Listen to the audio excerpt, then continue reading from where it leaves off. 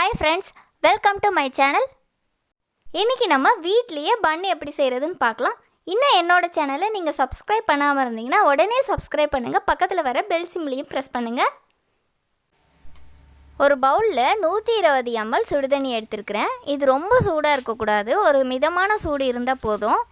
1 spoon அளவு east சேர்த்து 3 table spoon sugar சேர்த்து நல்லா மிக்ஸ் பண்ணிக்கணும்.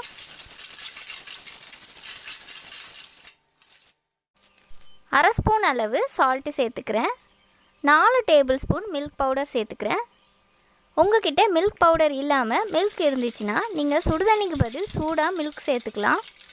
இது எல்லாத்தையும் நல்லா மிக்ஸ் பண்ணிக்கணும். இதோட ஒரு முட்டையும் சேர்த்து நல்லா மிக்ஸ் பண்ணிக்கிறேன்.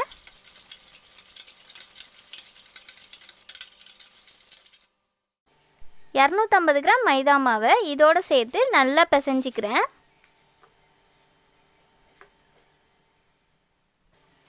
இந்த மாதிரி நல்லா பிசைஞ்ச பிறகு கிச்சன் ஸ்லாப் அப்படி இல்லைன்னா சப்பாத்தி பலகை இதில் மைதா மாவை டஸ்ட் பண்ணிக்கணும்.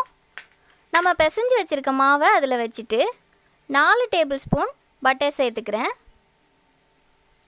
இப்போ இது எல்லாத்தையுமே நல்லா மிக்ஸ் பண்ணி பிசையணும். பட்டர் சேர்க்கும்போது ரூம் டெம்பரேச்சர் பட்டர் தான் சேர்க்கணும், கோல்டாக சேர்க்கக்கூடாது.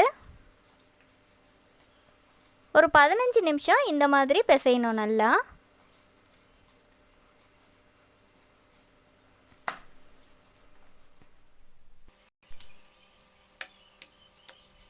நிமிஷம் இந்த மாதிரி பிசையும் போது இது ரொம்ப சாஃப்டாக வரும்.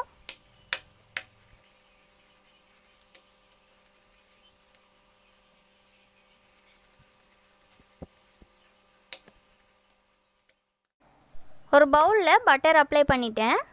அதில் பிசைஞ்சு வச்சுருக்க மாவை இதில் வச்சிடுறேன். இப்போ இதை 45 மினிட்ஸ் நான் மூடி வைக்க போகிறேன். 45 மினிட்ஸுக்கு மேலேயே ஆயிடுச்சு. பார்க்கவே நல்லா டிஃப்ரெண்ட் தெரியுது, நல்லா பொங்கி மேலே வந்திருக்கு. இப்போ இதை எடுத்துடலாம் வெளியில். கொஞ்சமாக மைதா மாவை டஸ்ட் பண்ணிக்கிறேன். இப்போ இதை கட் பண்ணிக்கிறேன்.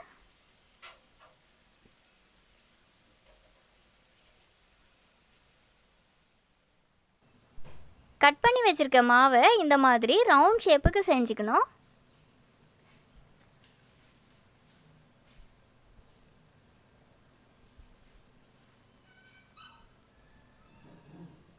எல்லாத்தையும் இதே மாதிரி செய்யணும்.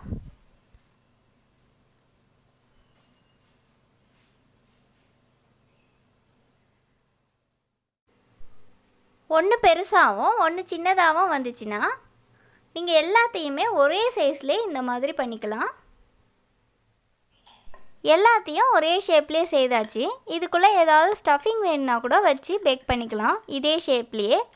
ஆனால் நான் சப்பாத்தி கட்டையில் ரோல் மாதிரி இதை உருட்ட போகிறேன். லேசாக தேய்ச்சிக்கிறேன் ஃபஸ்ட்டு, அதை அப்படியே உருட்டி எடுத்துக்கிறேன். அவ்வளோதான். இந்த மாதிரி எல்லாத்தையுமே உருட்டி எடுத்துக்கணும்.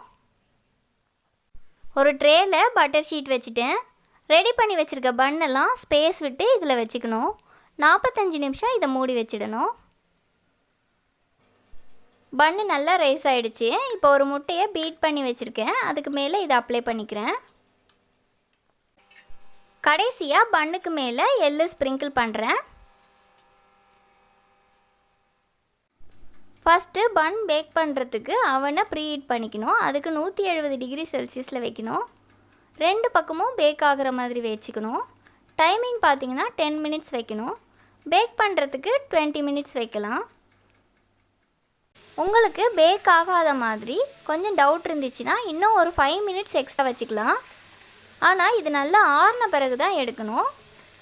நான் எடுத்து காட்டுறேன். பாருங்கள் எவ்வளோ சாஃப்டாக வந்திருக்கு. இது நீங்களும் உங்கள் வீட்டில் ட்ரை பண்ணி பாருங்கள். இந்த வீடியோ உங்களுக்கு பிடிச்சிருந்தால் லைக் பண்ணுங்கள், ஷேர் பண்ணுங்கள், கமெண்ட்ஸ் பண்ணுங்கள். மறக்காமல் என்னோடய சேனலுக்கு சப்ஸ்கிரைப் பண்ணுங்கள். தேங்க்யூ ஃபார் வாட்சிங்.